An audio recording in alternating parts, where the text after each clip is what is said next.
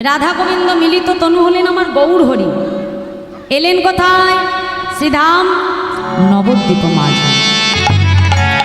আর এই নবদ্বীপ থেকে আমার মহাপ্রভু সন্ন্যাস নিলেন বাবা 24 বছর বয়সে। আর এই 24 বছর বয়সে সন্ন্যাসী হয়ে আমার মহাপ্রভু মাতৃ আদেশে গেলেন কোথায়? নীলাচলে, অর্থাৎ শ্রীক্ষেত্র পুরী ধামে। আর সেই পুরী ধামের মাটিতে দাঁড়িয়ে অতি প্রাতকাল আমার গৌর হরি জগন্নাথ দর্শনে দিলেন। আর জগন্নাথ দর্শন করতে করতে ভক্তগণের দিকে তাকিয়ে বলছে, ভক্তগণ তোমরা সকলে আমার সঙ্গে বলো। কি বলবো প্রভু? তোমরা সকলে আমার সঙ্গে বলো, প্রভাত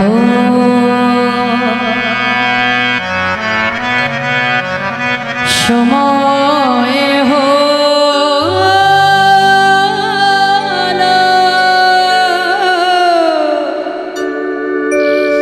কৃষ্ণ কৃষ্ণ বলো, প্রভাত সময় হলো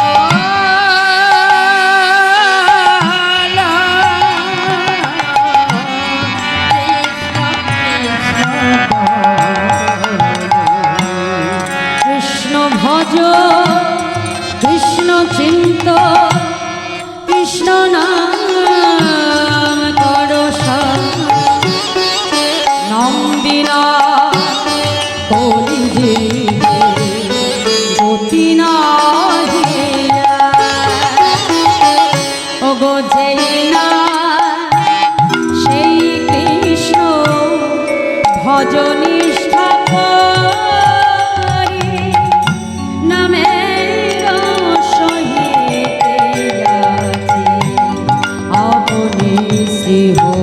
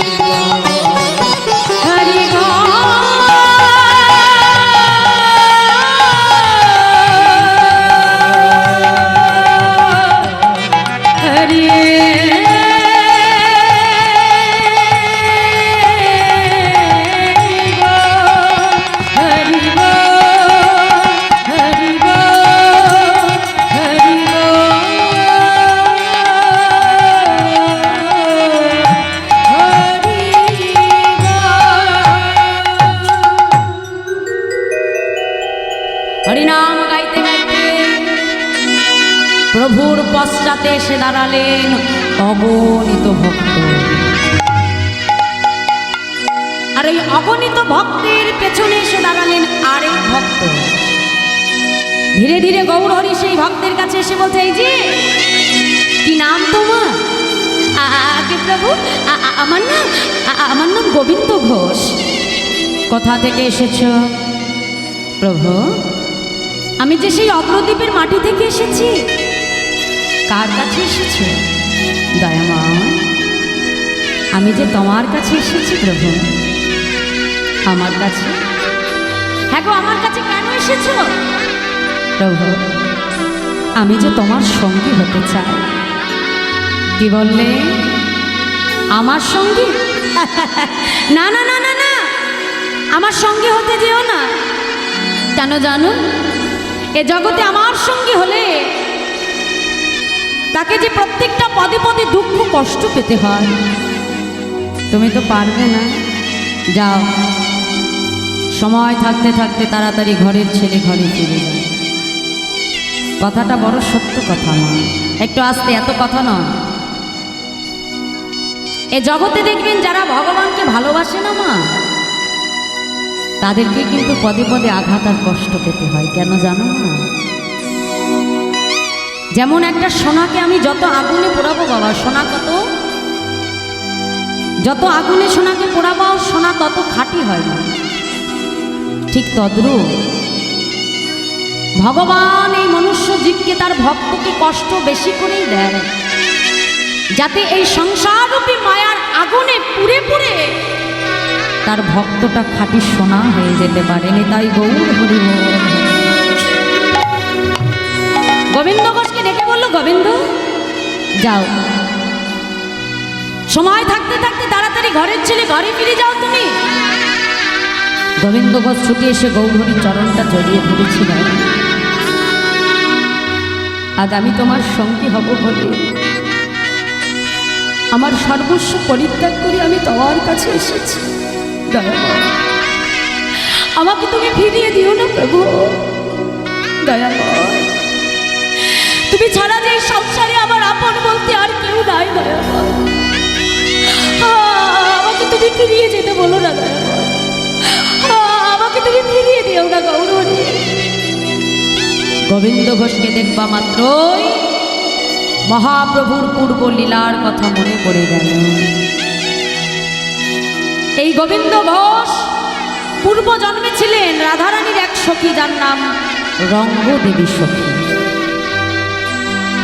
কোন কোন গ্রন্থে পাওয়া যায় তার আরেক নাম কলাবতী সখী। যেদিন গোবিন্দ আমার বৃন্দাবনে রাসলীলা করেছিলেন, ওই রাসমঞ্চে যত গোপী তত কৃষ্ণ। এখন সবাই কৃষ্ণকে কাছে পেয়ে চিন্তা করছে বধূ বুঝি আমার। আর যেই না চিন্তা করলো বধূ আমার, সঙ্গে সঙ্গে গোবিন্দ কি করলো জানো মা? সব সখীকে পরিত্যাগ করে নিয়ে রাধারানীকে নিয়ে রাসমঞ্চ ছেড়ে অন্তর্ধান। আর যেই না রাধারানীকে নিয়ে অন্তর্ধান হয়ে গেল, আস্তে রাধারানীকে নিয়ে যেই অন্তর্ধান হয়েছে, রাধারানী মনে মনে চিন্তা করছে, দেখেছো বৃন্দাবনে তো এত সখী আছে, বধূ শুধু আমাকে নিয়ে অন্তর্ধান হলো, না জানি আমার বধূ আমাকে কত ভালোবাসে। রাধারানীর মনে কোথাও একটা অহংকার এসে গেল।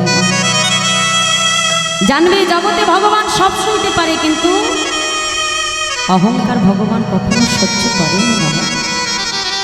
মনে মনে বলছে, রায় ভাবি আজ আমার কাছে পেয়ে তোমার মনে অহংকার এলো রাধে। শুনে রাখো রাধে, এ জগতে আমি যে শুধু তোমার একার নই রাধে। এ জগতে তোমার মতো করে কোনো ভক্ত যদি ভালোবাসে, এ জগতে তোমার মতো করে কোনো ভক্ত যদি আমার সেবা দেয়, আমি যে তৎক্ষণাৎ সেই ভক্তির কাছে বাধা পড়ে যাই রাধে। তাই তোমার মনে আজ অহংকার রাধে, আমি যে আর তোমার কাছে থাকতে পারবো না রাধে। রাধারানীকে ছেড়ে আমার গোবিন্দ তিনি অন্তর্ধান হলেন। আর রাধারানী তার প্রাণবল্লভকে হারিয়ে গভীর মনে বসে বসে যখন ক্রন্দন করছে, আর এমন সময় ওই রঙ্গদেবী সখী রাধারানীর কাছে এসে বলছে, হ্যাঁ রে রাধে, তুই যে বলিস তোর বধূ তোকে এত ভালোবাসে, কিরে ভালোই যদি বাসবে বল, এই গভীর বনে তোকে কেন একা ফেলে সে চলে গেল রাধে? কিরে রাধে, তোর বধূ যদি তোর কাছে আর ফিরে না আসে? রাধারানী ক্রোধান্বিত হয়ে বলল, সখী আজ আমার এহেন দশায় তুই এমন কথা বলতে পারলি? শোনে রাম, আমি রাধারানী হয়ে আজ তোকে অভিশাপ দেব। এ জগতে কোনো ভক্ত যদি ভগবানকে কাছে পেয়ে যদি কখনো তাকে হারায়, তবে ওই ভক্তের মনে যে কতটা বেদনা, কতটা যন্ত্রণা, তোকেও একদিন আমার মতো ভক্ত হয়ে সইতে হবে। তোকেও একদিন আমার মতো ভগবানকে হারিয়ে নয়ন জলে বক্ষ ভাসিয়ে থাকতে হবে। আমি রাধারানী তোকে অভিশাপ দিলাম। গেল দাপট, এলো কলি। সেই রাধারানীর অভিশাপ মাথায় নিয়ে বৃন্দাবনে রঙ্গদেবী সখী হলেন ভক্ত গোবিন্দ ঘোষ। তাই আজ মহাপ্রভু যেই না গোবিন্দ ঘোষকে দেখলো, পূর্ব লীলার কথা মনে পড়ে গেল। মনে মনে চিন্তা করলো, গোবিন্দ তোমাকে যে আমার সঙ্গী করে নিতেই হবে। দেখে বলছে, বেশ শোনো গোবিন্দ, তবে আজ থেকে তুমি আমার সঙ্গী হলে। আর যখন থেকে সঙ্গী করে নিল মা, তখন থেকে শুরু হয়ে গেল ভগবানের কাছে ভক্তের কঠিন পরীক্ষা। হঠাৎ করে গোবিন্দ ঘোষকে ডেকে বলল, গোবিন্দ, হ্যাঁ গো, বহুদিন তো হলো তুমি এই নীলাচলে এসেছো, তাই নীলাচলে এসে তুমি কি জগন্নাথকে দর্শন করেছো গোবিন্দ? গোবিন্দ ঘোষ বলছে, প্রভু তুমি কোন জগন্নাথের কথা বলছো? কেন দয়াময়? ওই যে মন্দিরে যে জগন্নাথ আছে গোবিন্দ, আমি তো সেই জগন্নাথের কথা বলছি। গৌর হরি, মন্দিরে যে জগন্নাথ সে তো অচল জগন্নাথ, চলতেও পারে না আবার কথাও বলতে পারে না। কিন্তু জানো দয়াময়, আমি যে জগন্নাথ দেখেছি সে চলতেও পারে আবার কথাও বলতে পারে। হ্যাঁ গো গোবিন্দ, বলি এই সচল জগন্নাথ তুমি আবার কোথায় পেলে? কেন দয়াময়? শুনবে প্রভু, এই সচল জগন্নাথ আমি কোথায় পেলাম? ও প্রভু শোনো শোনো, তহু জগন্নাথ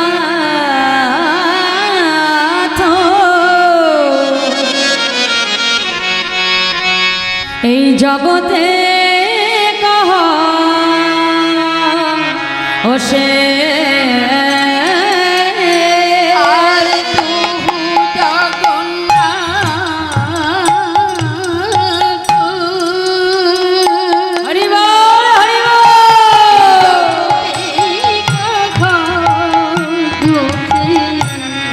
জগ বহি নহি মই ছোড়ি মাধব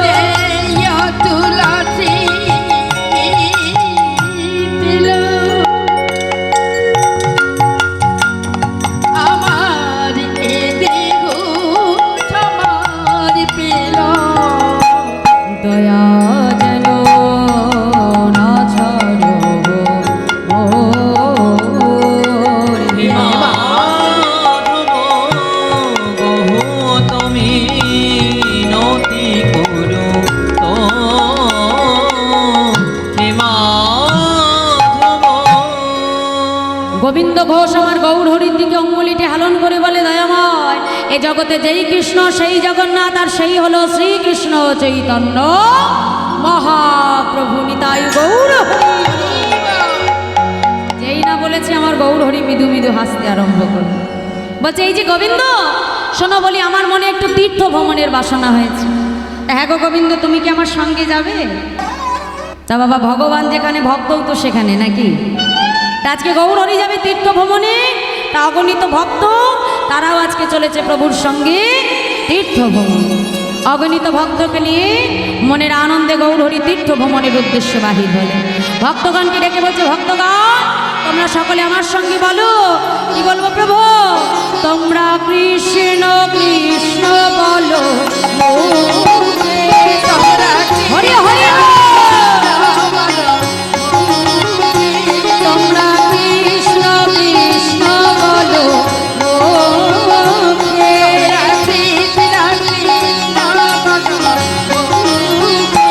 নামে বুক ভরে যায়, অভাব মেটায়, হরি হরি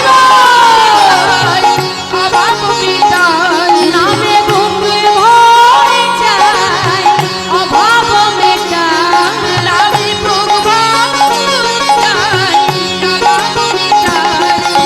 স্বভাব জাগায় মহা শোভে। তোমরা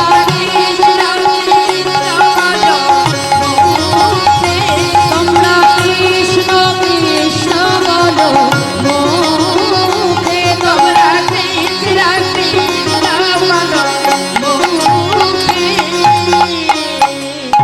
তা কৃষ্ণ নাম গাইতে গাইতে প্রভু আসলেন কোথায়? পূর্বস্থলে। আর যেই না পূর্বস্থলীতে এসে পড়লে, গোবিন্দ ঘোষকে ডেকে বলল, গোবিন্দ হ্যাঁ গো আমরা কোথায় এসেছি দয়াময়? আমরা যে পূর্বস্থলীতে এসে পড়েছি।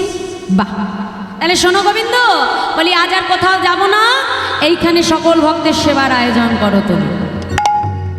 গোবিন্দ ঘোষের মাথায় হাত পড়েছে। প্রভু বলে কি? প্রভু যেমন সন্ন্যাসী, তার কাছে যেমন কিছু নাই, তা আমরাও তো তারই সঙ্গের সঙ্গে, আমাদের কাছেও তো কিছু নাই। তা এত ভক্ত সেবা হবে কেমন করে?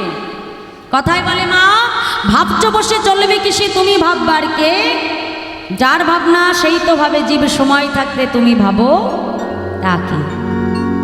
জীব প্রতিবাঞ্ছা করে, কিন্তু কৃষ্ণের যা ইচ্ছা সেই ফলই ধরে।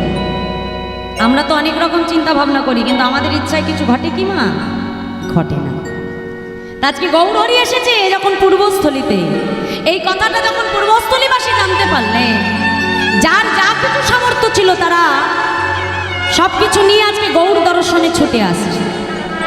কেন মা, আমরা যখন মন্দিরে যাই, ভগবানের কাছে যাই, গুরু আশ্রমে যাই, আমরা কি কেউ খালি হাতে যাই মা? যার যেমন ক্ষমতা, যেটুকু সামর্থ্য, আমরা সেই মতো কিছু না কিছু নিয়ে তাকে দর্শন করতে যাই। তাহলে মহাপ্রভু এসেছে পূর্বস্থলীতে, এ কথাটা জানবার পর যে ভক্তের যেমন সামর্থ্য, মাথায় করে কিছু না কিছু নিয়ে তারা গৌর দর্শনে আসে। গৌর হরি গোবিন্দ ঘোষকে ডেকে বলল, গোবিন্দ বড় চিন্তায় পড়েছিলে না গো, এত ভক্ত সেবা দেবে কেমন করে? যাও, তোমার চিন্তা দূরীভূত হয়েছে, এবার সকল ভক্তের সেবার আয়োজন করো।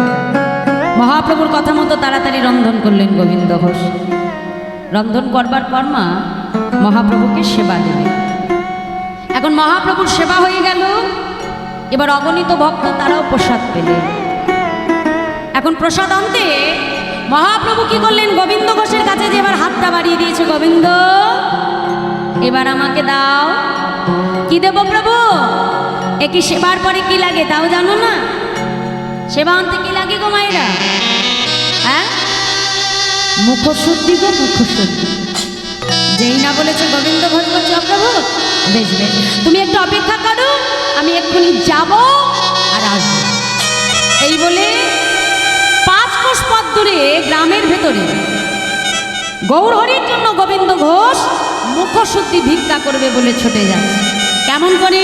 মহাজন বলছে, দেখো দেখো, আর মুখশুদ্ধি মাগিবার তরে মহাপ্রভুর সেবার জন্য গোবিন্দ ঘোষ ছুটছে। কেমন ভাবে? মহাজন বলছে, দেখো দেখো, মুখশুদ্ধি মাগিবার তরে গোবিন্দ চলিল ধরে, হরি হরি গোবিন্দ চলিল, মুখশুদ্ধি শুদ্ধি মাগিবার তরে গোবিন্দ চলিল। আর মুখ শুদ্ধি মাগিবার তরে গোবিন্দ চলিল। দুইটি হরিতকে মাগিয়া আনিল। দুটি হরিতকে মাগিয়া আনিল। মুখ শুদ্ধি দাও না মোরে, মুখ শুদ্ধি দাও না মোরে। মুখ শুদ্ধি দাও না মোরে, মুখ শুদ্ধি দাও না মোরে। মহাপ্রভুর সেবার তরে মুখ শুদ্ধি দাও না মোরে। হরি হরি দুইটি হরিতকে মাগিয়া আনিল।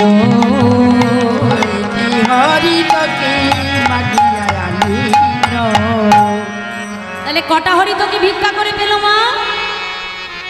কটা হরিতকে ভিক্ষা করে আনলো? হ্যাঁ, দুটো, তাই না? তাই যেতে 5 ক্রোশ, আবার ফিরে আসতে 5 ক্রোশ।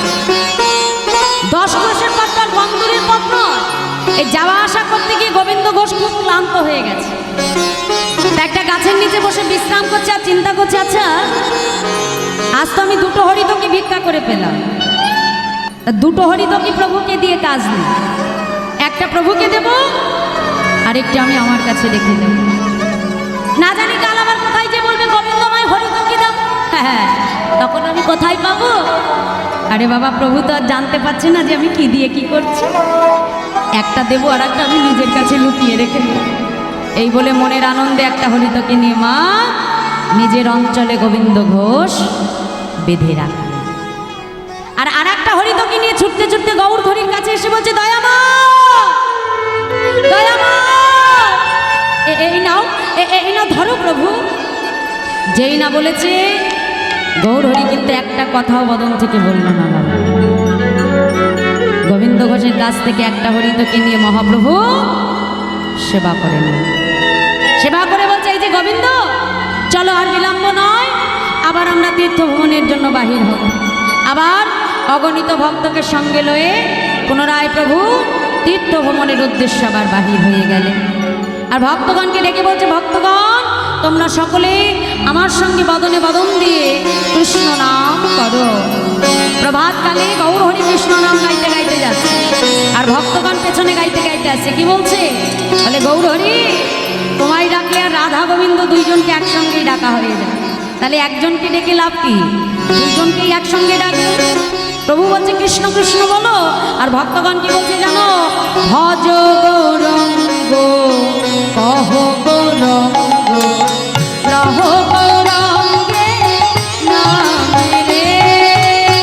ভজ গৌরাঙ্গ কহ গৌরাঙ্গ রহ গৌরাঙ্গে নামে। জয় রাধে। কি গো মাইরা, ওই নিচে সেবা শুরু হয়ে গেছে মনে হয়, তাই না? সেবা চালু হলে মন আর কারোর স্থির থাকে না। ওই একজন উঠলে এবার আস্তে আস্তে লাইন দেবে এক এক করে।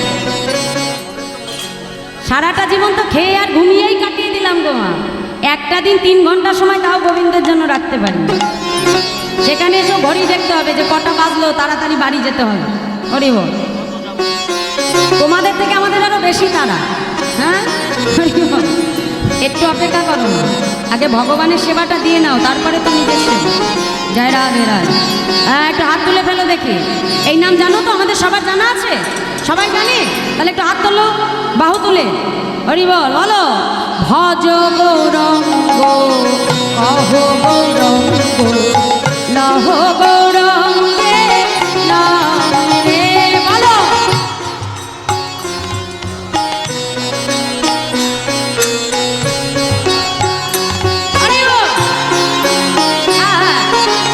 যে জনা গৌরঙ্গ ভজে, সে হয় আমার প্রাণ রে। বলো।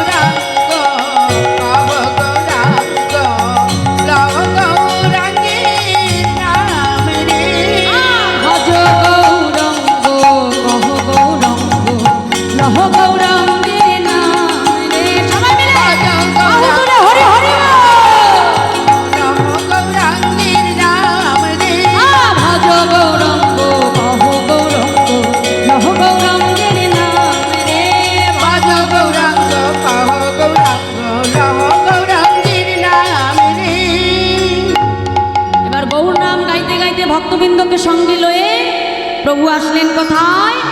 অগ্রদ্বীপ। আর যেই না অগ্রদ্বীপে এসে পৌঁছালেন, গোবিন্দ ঘোষকে ডেকে বলল, গোবিন্দ যাও, আজ আমরা কোথায় যাব না, এখানে সকল ভক্তের সেবার আয়োজন করে যাও। এখন যেমন কথা তেমন কাজ বাবা, তাড়াতাড়ি বিলম্ব না করে যা কিছু ছিল তাড়াতাড়ি রন্ধন করে মহাপ্রভুকে সেবা করিয়ে দিল। আর আজও মহাপ্রভুর যেই সেবা হয়ে গেল, ভক্তগণ প্রসাদ পেয়ে নিল। এবার আজ আমার মহাপ্রভু কি করলো? গোবিন্দ ঘোষের কাছে এসে এবার হাতটা বাড়িয়ে দিল, গোবিন্দ এবার আমাকে দাও। আর যেই না বলেছে, গোবিন্দ ঘোষের মনে তো আনন্দ ধরে না। প্রভু, আমি ঠিক জানতাম তুমি কালও চেয়েছো আর আজও চাইবে। তাড়াতাড়ি কি করেছে মা, মনের আনন্দে যে হরিতকিটা নিজের কাছে রেখে দিয়েছিল, তাড়াতাড়ি অঞ্চলটা খুলে হাতে নিয়ে বলছে, ও প্রভু এই নাও, এই নাও ধরো। গোবিন্দ, কাল যখন আমি তোমার কাছে হরিতকি চেয়েছিলাম তোমার দিতে বিলম্ব হয়েছিল, কিন্তু আজকে চাইবা মাত্র এত তাড়াতাড়ি তুমি কোথায় পেলে? কেন দয়াময়? কাল যখন আমি হরিতকি ভিক্ষা করতে গেছিলাম, আমি যে দুটো হরিতকি ভিক্ষা করে পেয়েছি, ও প্রভু একটা তোমায় দিয়েছি, আরেকটা আমি আমার কাছে রেখে দিয়েছি। হ্যাঁ বলো প্রভু, আমি ভালো করিনি? গোবিন্দ, তুমি জানো না গোবিন্দ, আমি যে সন্ন্যাসী, আর সন্ন্যাসীর নহে কভু সঞ্চয় বাসনা। তুমি এতদিন ধরে আমার সঙ্গ করলে গো গোবিন্দ, কিন্তু তোমার মন থেকে যে সঞ্চয় বাসনা এখনো দূর হয় না। আর শুনে রাখো গোবিন্দ, কোনো সঞ্চয়কে তো আমি আমার ভক্ত করতে পারবো না।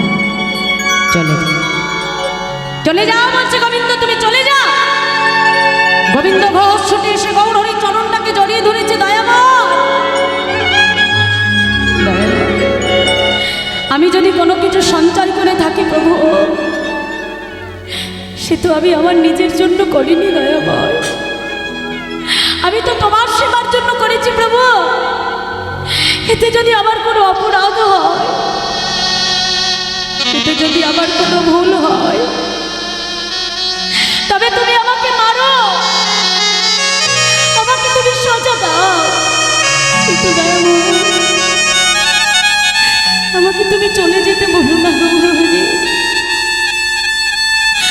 তুমি ছাড়া যে সংসারে আমার আপন বলতে কেউ না, তুমি ছাড়া যে সংসারে আমি বড় একা প্রভু, আমাকে তুমি চলে যেতে বলো না গৌরহরি। আমি থাকতে পারবো না দয়াময়, তোমায় ছাড়া আমি একটা মুহূর্ত থাকতে পারবো না। গৌরহরি গোবিন্দ ঘোষের কোনো কথাই শুনল না মা। অগণিত ভক্তকে নিয়ে যখন চলে যাচ্ছে, গোবিন্দ ঘোষ গৌরহরিকে ডেকে বলল, দয়াময় তুমি চলে যাচ্ছ গৌরহরি, চলে যাও, চলে যাও, তুমি চলে যাও, কিন্তু যাবার আগে একটা কথা তুমি শুনে রাখো প্রভু, আমি যদি প্রকৃত তোমায় ভালোবেসে থাকি, আমি যদি মনে প্রাণে তোমাকে ডাকার মতো ডেকে থাকি, তবে এক পক্ষকালের মধ্যে তোমাকে আমার কাছে ফিরে আসতেই হবে, আসতেই হবে, আসতেই হবে। চলে যাও, চলে যাও, অগ্রদ্বীপের ধুলায় গড়াগড়ি যায়, যতদূর গৌরহরিকে দেখা যায়, এক দৃষ্টে চেয়ে আছে, নয়ন জলে বক্ষ ভাসিয়ে কাঁদে আর বলে, প্রভু গো দয়াময়